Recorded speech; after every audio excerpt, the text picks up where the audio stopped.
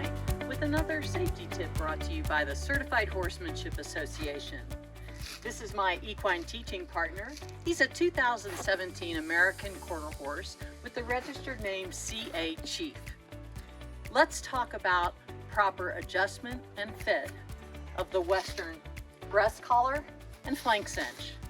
Let's talk about the breast collar first.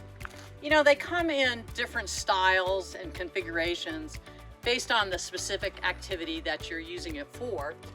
Breast collars in general serve the purpose of keeping your saddle from sliding back, particularly when you're doing more strenuous activities like steep trail riding, going up and down steep trails, or roping calves or dragging logs or something heavy. So different styles of breast collar are for different usage, and you want to make sure you have the breast collar that's appropriate for your activity. Now, before you even attach the breast collar to the Western saddle, you want to make sure that your cinch is very well centered so that this middle D-ring right between the legs of the horse is centered right in the middle of his legs, just between his chest, once that cinch is fully tightened. It may take a little adjustment on both sides. With your cinch centered, next you can attach the breast collar to the saddle. I like to take the center ring of the breast collar and line it up with the very center of my horse's chest. You'll attach the off side of the breast collar first, holding that middle marker in place to make sure you adjust the offside strap tight enough to keep the breast collar above the shoulder of the horse. Next, you'll come around and fasten the near side strap to the saddle. The D-rings are on the front of your saddle. They can be quite high up near the pommel. Sometimes they're attached much lower. Sometimes you'll have a strap that also attaches to the cinch of the saddle or the D-rings of the cinch. And sometimes you'll have a strap that goes from this ring up over the neck of the horse to help hold the breast collar in place. These are all different styles of breast collars. So once we've adjusted the offside, we've come over here and attached the near side to the saddle. The next thing we're going to do is attach the center strap to the cinch between the legs of the horse. It's very important that this strap is adjusted for each individual horse. We want to make sure that this strap is not tight and pulling on the horse's neck and chest, but we also want to make sure that it's snug enough that it'll help hold that breast collar in place during strenuous activity. So next, let's talk about the flank cinch on the Western saddle. Now, the flank cinch is sometimes called the rear cinch, and you're generally going to see a flank cinch on a Western saddle that has what we call full or 7/8 rigging.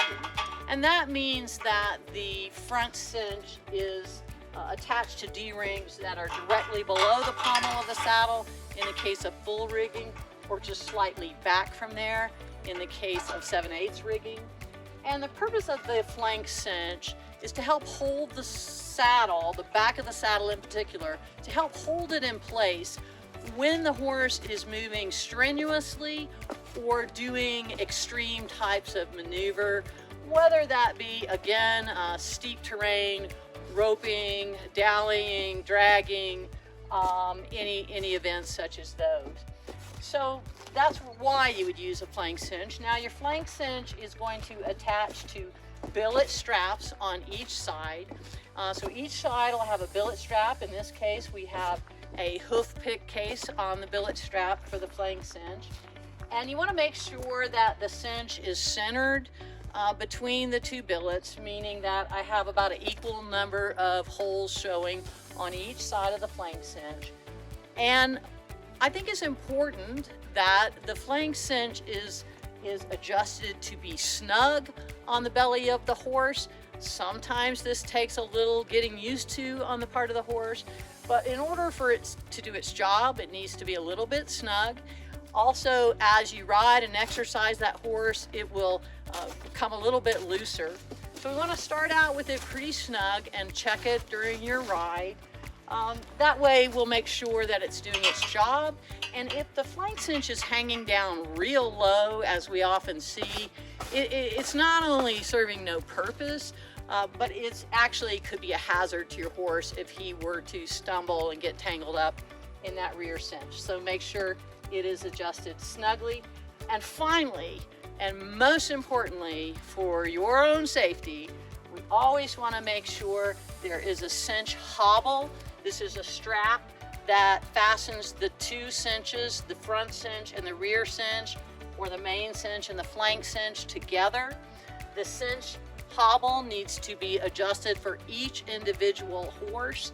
The purpose of the cinch hobble is to make sure your rear cinch does not slide back and hook into the flank of the horse. This can cause him to panic and buck, and that's something that none of us want to see. I'm Julie Goodnight, and for more information about the certified horsemanship and for more safety tips just like this one, be sure to visit cha.horse. Remember, that's .horse instead of .com.